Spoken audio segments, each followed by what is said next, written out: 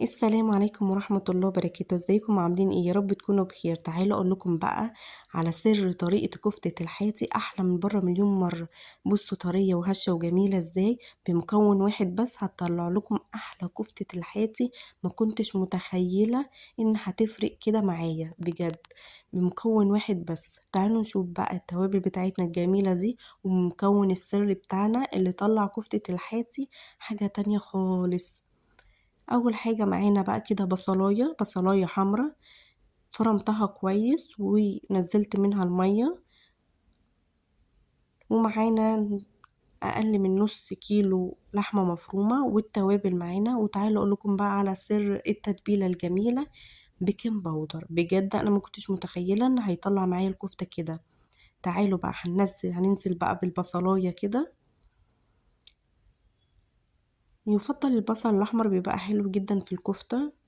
البصل ما نزلش معاكي ميه، حطي عليها رش بسيطه من الملح وسيبيه شويه هتلاقي نزل معاكي كميه ميه. انا هنا مش عايزه الميه بتاعه البصل. هسيبها كده. هقول لكم ليها طريقتين. انا استحبيت طريقه منهم وهبقول لكم الطريقه التانية برضو. معانا التوابل بتاعتنا باربيكيو، ملح، فلفل، كمون، السبع بهارات، كزبره، جوز الطيب. سوري جدا انا اسفه على صوتي، عندي شويه برد. ربنا يسترها علينا جميعا يا رب. هنيجي بقى ننزل معانا التوابل بتاعتنا الجميلة دي. لو عايزة تضيفي اي توابل معاكي مفيش اي مشكلة، انا بس حبيت التوابل دي عشان طعم الكفتة تبان معايا. اهم حاجة بقى في طريقة الكفتة دي ان احنا نقلبها كويس. هننزل بقى بمعلقة البيكنج باودر. بجد انا ما كنتش متخيلة ان معلقة البيكنج باودر هتطلع لي الكفتة حاجة تانية خالص. يعني طعم وهشة وحاجة تانية يعني. خلت الكفتة بقت في طريقة تانية خالص بجد. هنزل بقى بمعلقة كبيرة كده من البيكنج باودر وهقلب معايا اللحمة المفرومة. اهم حاجة ان احنا هنقلبها كويس جدا. لازم نقلبها كويس جدا. مش هتعرفي ان انتي تقلبيها. قلبيها حطيها في الكبة وخليها في الكبة شوية. ولو هتعصجيها على ايدك كده زي ما انا ما بعملها، اهم حاجة تطلع الخيوط البيضة منها. كده هتعرفي ان هي ابتدت تتصبع معاكي وتبقى كويسة جدا. اهم حاجة بس نقلبها كويس يا جماعة. وبعد كده هنسيبها ان هي تهدى حاجة بسيطة جدا.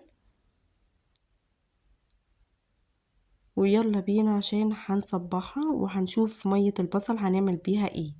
اول حاجة معانا طريقتين. هنزل باللحمة المفرومة.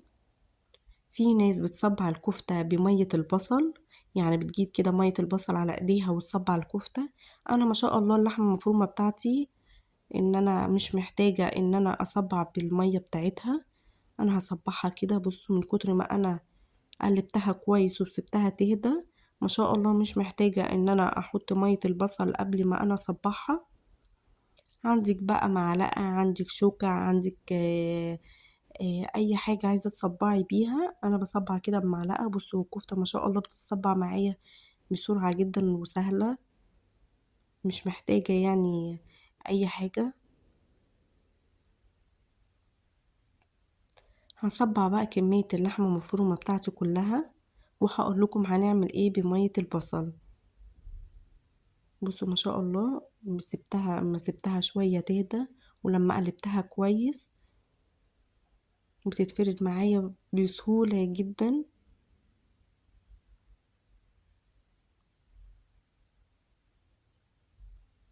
انا كده بخلص الكمية اهي معاكم. عايزة اقول لكم يا جماعة بجد جربوا معلقة البيكنج باودر. هتخلي الكفتة حاجة تانية خالص ما شاء الله. انا كده خلصت معاكم الكفتة اهي. خلصت معاكم الكمية. هاجي بقى اعمل ايه بمية البصل. هجيب كده مية البصل وهنزل بمعلقة من الزيت. اقل من معلقة كده حاجة بسيطة. وهديها تقليبة. انا فضلت الطريقة دي احلى بكتير من اني اصبع الكفتة بالمية البصل. حبيت الطريقة دي اكتر ان انا احط عليها معلقة من الزيت واخد مية البصل وادهنها كده على الكفتة بتاعتي. بجد جربوها يعني تحفة جميلة جدا. حاجات سهلة جدا وفرقت جدا في الكفتة بطريقة فظيعة. انا كده اهو بنزل بالمية البصل والزيت على الكفتة، وهنزل بكمية هنزل ببقية مية البصل والزيت على الكفتة كده.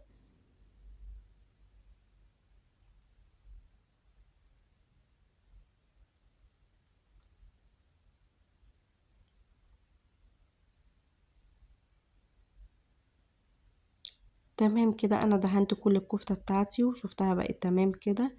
هجيب بقى شيء حاجة بسيطة جدا من مية دافية او مية مغلية، بلاش مية ساقعة مش مستحبة، او مية من الحنفية برضو مش مستحبة، خلينا مية مغلية او مية كده دافية.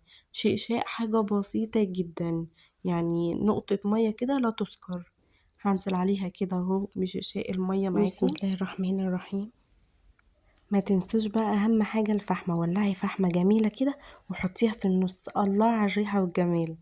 وبعد كده هدخلها الفرن على جوه الفرن، وهوطي الفرن لحد ما تستوي معانا. خلي بالكم مش بتاخد الكفتة عامة، مش بتاخد سوا كتير، يعني سريعة في السوا بتاعتها. وبكده خلصنا الكفتة بتاعتنا. بصوا ما شاء الله جميلة ازاي، شكل وريحة وطعم، عايزة اقول لكم حاجة تحفة.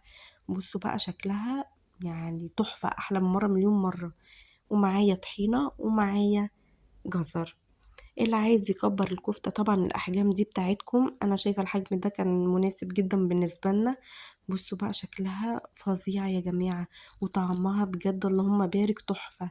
بصوا هشة ازاي من جوه.